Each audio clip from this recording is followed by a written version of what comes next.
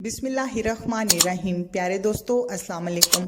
Novel college कलियां और भंवरे की अगली किस्त शुरू करते हैं। कायरीन, जैसा कि आप जानते हैं, ये नॉवल लाहौर के उस दौर का है जब पाकिस्तान में मोबाइल फ़ोन सर्विस मौजूद नहीं थी।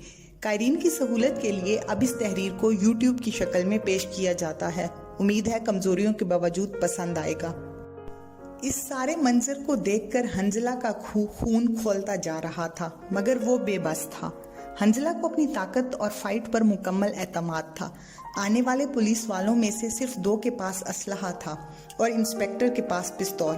उसका दिल कहता था कि वो इनके साथ लड़ना शुरू कर दे, मगर उसका दिमाग उसको मशवरा देता था कि वो एक ऐसे मसले में फंसा हुआ है जिसकी अगर हवा भी बाहर निकल गई तो बहुत ज्यादा बदनामी होगी। इसीलिए वो सरेआम बेइज्जती पर बंद कमरे में बेइज्जती को तरजीह दे चुका था, मगर इसके बावजूद उसका गुस्सा कभी कभी दिमाग पर गालिब आने लगता था। आखिरकार उसने गुस्से पर मुकम्मल काबू पाते हुए खुद को मुकम्मल कंट्रोल करने का फैसला कर लिया। उसका दिल और दिमाग इसी बात पर मुत्तफिक हो गया कि अगर बात इसी होटल में कुछ दे दलाकर ख़त्म हो जाए तो इंस्पेक्टर से बाद में निमट लेगा, और अगर पुलिस वाले उनको थाने ले जाने लगे तो वो हर सूरत में उनके चंगल से निकलने की कोशिश करेगा। उधर एक अच्छी खासी रकम देकर मजिस्ट्रेट और इंस्पेक्टर की आंखों में चमक आ गई। मजिस्ट्रेट ने आगे बढ़ते हुए कहा, हम तुम लोगों के नाम पर्चा नहीं काटते, मगर थाने ले जाकर थोड़ी कार्रवाई करने के बाद छोड़ देंगे।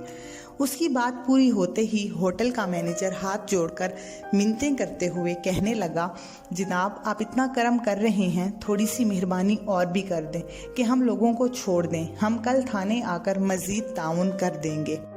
उसकी बात सुनकर मजिस्ट्रेट नौजवान जोड़ों की तरफ रुख करते हुए बोला, क्यों भाई, तुम्हारा क्या ख्याल है? तुम लोग तो थाने जाना ही पसंद करोगे। उसकी बात सुनते ही लड़कियां हाथ जोड़ने लगी, जबकि लड़के चुपचाप खड़े रहे। मजिस्ट्रेट ने फिर हाकमाना अंदाज में कहा, ठीक है, हम तुम्हें एक चांस देते हैं। अगर आइंदा कभी पकड़े गए तो कोई भी तुम्हें छुड़ा नहीं सकेगा और ना ही यहाँ कोई वास्ता वगैरह सुनूंगा। फिर उसने सादा लिबास में मलबूस पुलिस वाले को इशारा किया।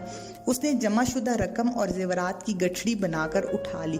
जब वो चलने लगे तो इंस्पेक्टर ने कहा, बाहर के लोगों को भी शायद छापा के मुतालिक शक हो, इसलिए हमारे जाने के बाद तुम लोग होटल से बाहर ना आना, बल्कि 15 मिनट के बाद बारी बारी और वक्फे वक्फे से बाहर आना, ताकि बाहर वाले लोग यही समझें कि हम सिर्फ यहाँ पर खाना खाने आए थे, और एक टूथपिक हर सिपाही को दे दो।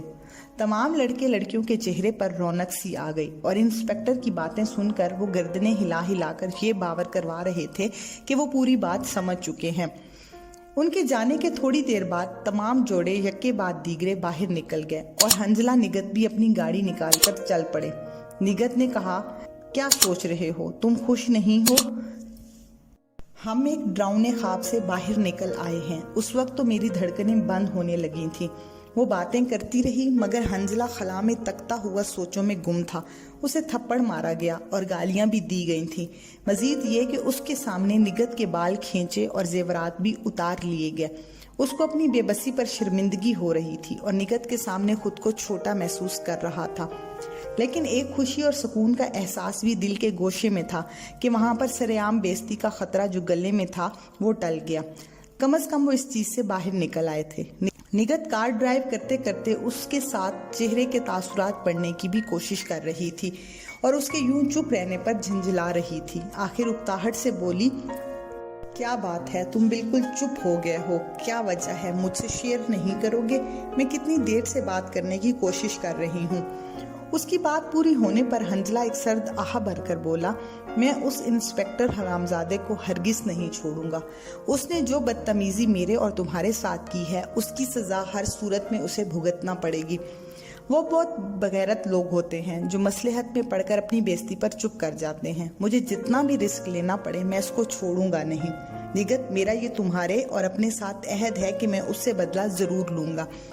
उस वक्त मैं अगर बर्दाश्त कर गया तो सिर्फ सरेआम बदनामी के डर से, मगर मैं इस बर्दाश्त करने के जबर को शिद्दत से इंतकामी जज्बे में बदल दूंगा। ये बातें करके वो चुप हो गया। फरते जज्बात से उसका चेहरा बिल्कुल सुर्ख हो गया।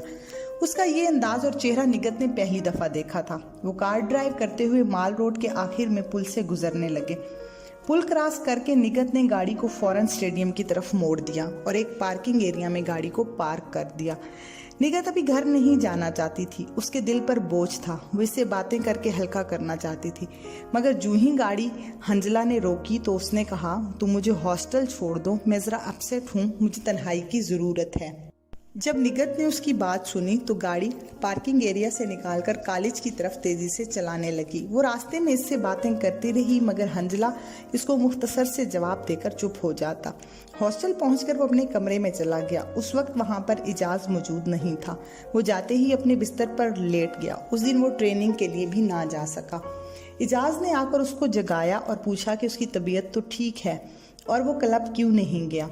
उसने तबीयत का बहाना बनाकर कहा कि मैं बहुत ज़्यादा अपसेट हूँ और उठकर बाथरूम चला गया। हंजला वापस आया तो दोनों हॉस्टल लॉन में कुर्सियों पर जा बैठे। ये वक्त असर के बाद का था।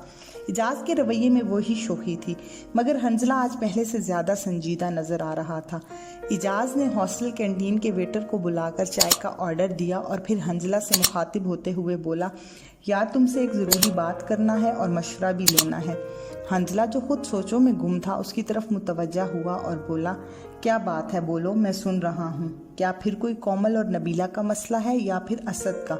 यकीनन इन्हीं तीनों में से कोई होगा, या फिर हमाद का। इजाज ने हंसते हुए कहा, तुम मेरी जिंदगी की मुसल्लस के तीनों कोनों से मुहासरा करके फिर कह रहे हो कि इन तीनों में से कोई मसला है। वैसे बात तो तुम्हारी ठीक है, नबीला और कोमल तो कोई मसला पैदा नहीं करती, वो बेचारियां तो जिंदगी रंगीन बनाने का खूबसूरत जरिया हैं। अलबत्ता असद और हमाद वाली बात बिल्कुल दुरुस्त है। मुझे पता चला है कि असद आजकल किराए का बदमाश बना हुआ है और मुझे भी अपना दुश्मन समझता है। हालांकि मेरे जहन में ऐसी कोई बात नहीं, लेकिन अब मुझे ज़राए के मुताबिक पता चला है कि वो चंद वारदातें करके उसका हाथ खुल गया है और वो अपनी मफरूरी का मुझे जिम्मेदार समझता है और कोई वार करना चाहता है।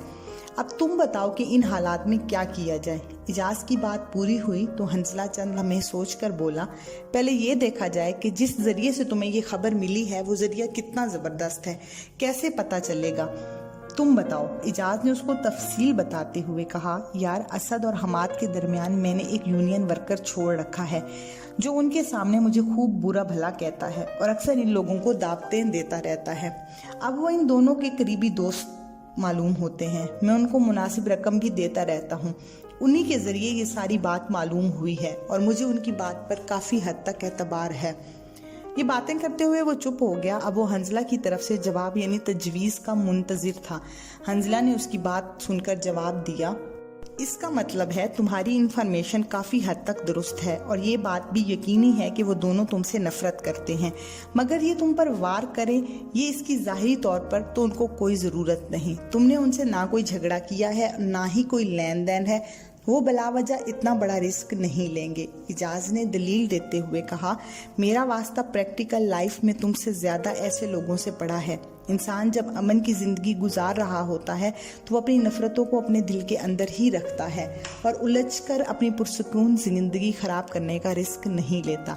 लेकिन जब कोई बंदा मफरूर हो जाता है तो उस पर एक कत्ल या चंद कत्ल या मजीद डाके सबका वजन बराबर होता है।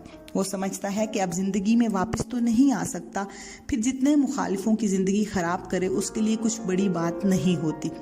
अब असद एक इश्तिहारी मुजरिम है, उस पर कई कत्ल का इल्ज़ाम है। अब या तो तमाम मकतूलों के लवाहिकीन उससे सुलह करें और वो अपने खिलाफ तमाम केस ख़त्म करा के घर वापस आ जाए। उसके लिए मुमकिन नहीं, क्योंकि दूसरे लोग बदला लेने और दुश्मनियां पालने वाले हैं।